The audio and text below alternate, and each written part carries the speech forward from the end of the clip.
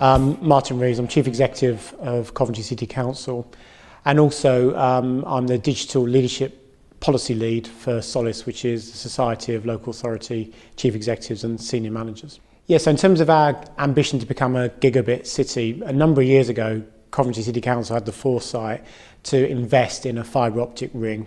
And what we've now done with City Fibre is really have an aspiration to, if you like, expand and optimise the capability of gigabit speeds through that network to do two things really. One is continue to link up public services. Our schools network have been included in the past, so have our public service buildings, but to go even further, to think about how we can link that up to health, police, other bits of the public services with that kind of capacity and capability. But secondly, really understand the penetration into businesses, small, medium and large across the city, because actually what they're saying to us is for us to do business locally but also internationally is to have that kind of gigabit capability. And I guess then the ambition is to really drive it through into households, and particularly those that have been excluded from the ability to have that kind of digital utility in the past. So it's going to take time, but we're really excited about the potential of, if you like, optimising what was a really, really progressive decision a number of years ago on fibre optic cabling. So the upgrade that we've had, and I'm delighted with the way in which we've got now an upgraded website, but also the content, the ability to navigate, but also the increasing platform to be able to ensure that people can access their services digitally at a time that's most appropriate and convenient for them, and is at a lower cost to serve for us, but actually creates a responsiveness and a transaction which is much more appropriate, and if you like, is a 24/7 modern progressive way of delivering public services.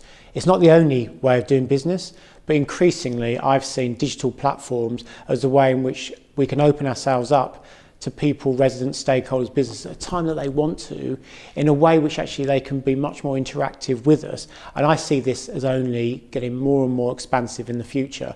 So this has got to be about having the right kind of platforms in place, but it's also about enabling us to have very different conversations with those stakeholders about how they interact with us, and also reminding ourselves that digital, the ability to use our website and other ways of engaging with us is not for everybody, but at the same time, this kind of misconception and this myth really that people are digitally excluded, when actually when we've had conversations with people, they are yearning, whether they be the older generation, whether they be those that haven't always had access to fast broadband connection, they're saying just we want to be connected in this way. So I think it's quite lazy for people to just presume that this is not for everybody. There are many, many parts of our communities that are literally asking to be connected to us in a fundamentally different way, and that's certainly our ambition for the future. So in terms of continuous delivery through the web platform and why that's so important, let me just be really clear. Yes, I'm Digital Leadership Lead nationally for Solace. Yes, I'm passionate, as I think you've probably heard, about the power of the utility of digital for many ways of transforming our place and the people's lives in our place. But I'm not a technical, competent, proficient person. But what I understand is that I do not want high cost to serve. I don't want considerable roadblocks being put in the way, almost behind the scenes of those digital platforms, including our website. What I need is to know that rather than having to upgrade, refresh, use technical patches on kind of what seems like an irregular basis, high cost, maybe once or twice a year, to be able to have something which is continuous, iterative, and actually make sure that behind the scenes that utility is being kept optimum, it's being kept as low cost as possible. That is the future of these digital platforms. Because actually we should be taking this for granted. It should be like piping in gas, electricity, water into residential and commercial premises. We shouldn't worry about what's going behind. So this continuous platform, the idea of being able to lower cost, to make sure there is no visible hassle to the ability for us to continue, is absolutely imperative to us. And again, I want to see more of that grief, more of that cost taken out. Because what I do know, despite the fact I'm not a technical expert, is that platforms are out there.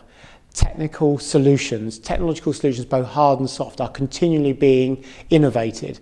We must be at the forefront of that, and local government needs to ensure that that is being dealt with behind the scenes so that we can optimise all of this for the end user and make sure that our people, so the people out there, are able to interact in a way which is optimum. And they shouldn't even give a second thought about a lot of, if you like, the traditional hassle behind the scenes. So I'm delighted, it's lower cost, it's optimal, and I'd like to see more and more of this kind of innovation coming through into local government, not just its websites, but lots of other digital platforms as well.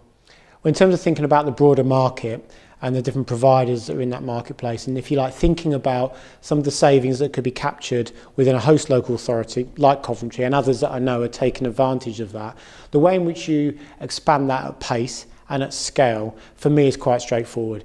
You actually articulate very, very clearly and evidentially to the marketplace, including the host authorities, but many of the providers as well, just the actual benefits financially that can be driven through this. The simplicity of how that can be incorporated within the existing technology or the existing platforms that are being used. Because if you do anything which actually creates complexity, then it won't grip, it won't drive to scale. The financial case, it seems to me, is incredibly strong and compelling. The fact that this is very, very straightforward as an ability to fix on an iterative process rather than on an annual or twice a year seems to be compelling and obvious. So we need to go out, and the best way of selling that benefit at a time of significant austerity cuts and at a time when local government should be embracing more, not less, digital platforms, for me is about using the reference sites of places like Coventry to say this is absolutely a no-brainer. This is a mutual win, and actually this should now be accelerated across not just other local authority sites, with all of those providers that have a significant footprint within public services in the UK. Well, I absolutely have been clear with the digital leadership role within Solace, and indeed with other roles that I play as a champion nationally for procurement in local government with the Local Government Association. Absolutely clear that the way forward is dialogue with vendors, particularly the large vendors who have a significant footprint at high value to them in the marketplace. What do we need to do going forward? We need to make sure that we reduce, wherever possible, the cost to the market, to the end user, but also to those providers to add absolute value to the client. This seems to me to be a classic example that if the wins are clear, if the financials I said absolutely make sense, then we should be absolutely having a very strong dialogue with central government, actually, as well as local government association, to bring those vendors together to actually understand what the blockages are. Because if it is clear, if the benefits are significantly mutual to both the provider as well as the end user, then quite frankly, we're in a rush. And public services are not in a position of aborted costs, of wasting money, or indeed seeing, if you like, an acceleration of costs around digital platforms. Therefore, we should get into the heart of that conversation. It's best done between central government, local government, and actually the vendors and providers themselves, to have an honest conversation about the fact there is a win here for all of us. And I'm very comfortable in my roles, both a digital leadership role of Solace, but also, as I say, a national procurement role, to convene some of those. But it'd be really, really useful with GDS, but also Crown Commercial Services and other people in central government to think about how we can do that practically. And I come back to what I've said before, we must take out any of the roadblocks. Anything which makes this either complicated or the case is not strong enough evidentially, we need to make sure that the case is strong, it's articulated, and that we get into the heart of some of the most difficult conversations. Because all that really matters is that we're able to enhance the use of digital to improve people's lives, reduce the cost of public services, but also connecting people with each other, with services and with their places in a way that we've never been able to in the past. We've been using the Jadu platform certainly for as long as I've been at Coventry, as I understand it, which is over 6 years now. And certainly the experience that I've had working with Jadu, and also the kind of development, some of which we've talked about today, has been a partnership which is about understanding this is not just about the kind of, if you like, what I call the bricks and mortars, the stuff that you see, but actually the importance of why it is that, for example, a website, an extranet capability is not just about the content, the navigation, the technological platforms behind. It's about the way in which we project ourselves as a public service to a raft of people. It's our entry point for many, increasingly so, but above all, I think Jadu and ourselves have understood that we need to keep moving on. Because actually the one thing that I know about digital, whether it be through the social media platforms we've talked about, or the website itself, or the intranet, and the ability for us to work differently, is that this is going to be something which is going to drive transformation.